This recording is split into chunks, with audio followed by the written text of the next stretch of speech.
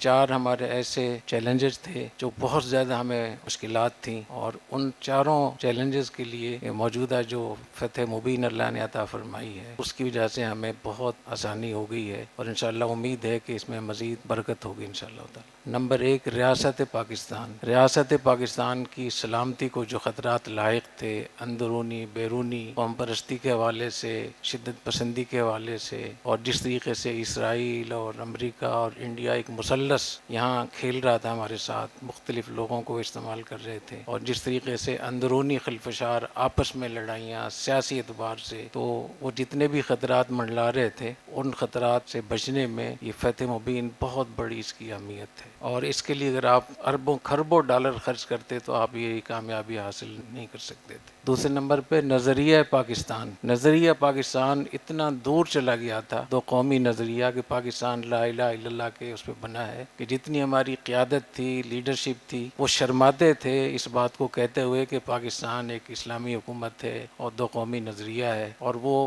معذرت خانہ روی اختیار کرتے تھے۔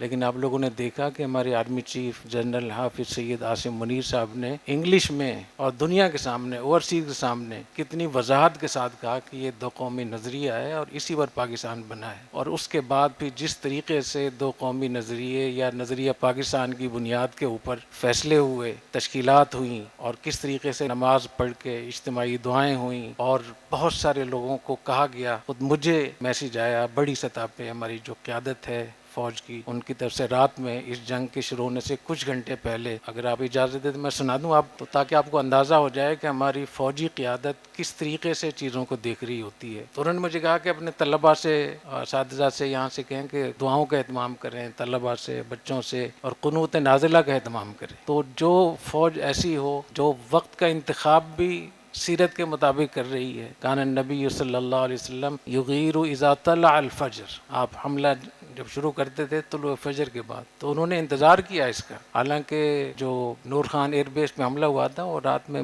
بہت پہلے ہوا تھا، تو انہوں نے حملے کا وقت بھی سیرت کے مطابق کیا، دعاؤں کا اہتمام کیا، نوافل کا اہتمام کیا، اجتماعی دعا کی انہوں نے، اور لوگوں سے بھی دعا کے لیے کہا، اور آپ نے دیکھا کہ جہاں جہاں سے بھی میزائل فائر ہو رہے تھے تو وہاں لا الہ الا اللہ، نعرہ تکبیر، الحمدللہ اس کی آوازیں آ رہی تھی۔ تو یہ نظریہ پاکستان کے حوالے سے جو ایک گرد پڑی ہوئی تھی ہماری افواج کے بارے میں، پاکستان کے بارے میں، پاکستانی قوم کے بارے میں، میرے خیال میں وہ گرد بالکل چھٹ گئی، اور یہ بہت بڑی کامیابی ہے۔ اتنی بڑی سطح پہ پیغام گیا ہے کہ پوری دنیا نے اس کو سنا ہے، پوری دنیا نے اس کو سنا ہے اور لائیو دیکھا ہے۔ اس کے لیے ہم جتنے چاہیں جلسے کر لیتے، جلوس نکال لیتے، سیمینار اور کانفرنسیں، اور وہ فائدہ حاصل نہیں ہوتا جو اللہ نے ہمیں عطا فرمایا۔ تیسری چیز افواج پاکستان، پاکستان کا جو دفاعی نظام ہے، چاہے وہ ایٹمی پروگرام ہو، چاہے ہماری فوجی قوت ہو، اس کے خلاف جتنے بڑے پیمانے پر باہر سے سازشیں ہو رہی تھیں، پروپگنڈے ہو رہے تھے، پھر اندر غلط فہمیاں اور غلطیاں، صرف غلط فہمیاں ہی نہیں تھیں، فوجی حضرات کی طرف سے کچھ ایسے غلط اقدامات بھی ہوئے جن کو بہانہ بنا کر انہوں نے ہماری نوجوانوں کو، ہماری افواج کو،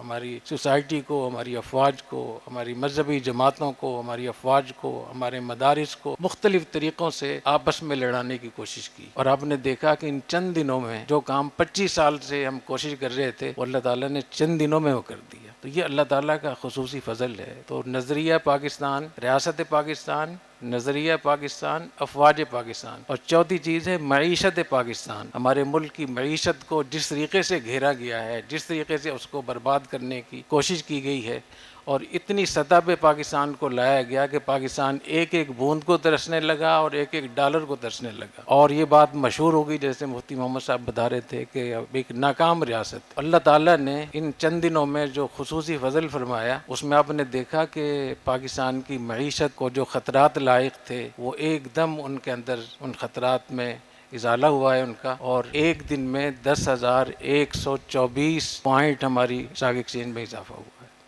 اس کا مطلب یہ کہ باہر کی دنیا نے اور کاروباری لوگوں نے سمجھا ہے کہ یہ محفوظ، یہ طاقتور ملک ہے اور یہ ہمارے سرمایہ کی حفاظت کر سکتا ہے۔ تو 10,124 پوائنٹ ایک دن میں، اور ایک پوائنٹ کتنے کا ہوتا ہے؟ 25 کروڑ کا ہوتا ہے۔ ایک پوائنٹ کتنے کا ہوتا ہے؟ تو 25 کروڑ کو آپ 10,124 میں ضرب دیں تو کہاں تک بات پہنچے گی؟ تو آپ دیکھیے گا کہ اگر ہم نے کوئی غلطی نہ کی، ہماری طرف سے کوئی فاؤل نہ کھیلا گیا، تو پاکستان کی معیشت، پاکستان کی افواج، ریاست پاکستان کا نظریہ اور ریاست پاکستان یہ ہر اعتبار سے بہت آگے جائے گی انشاءاللہ۔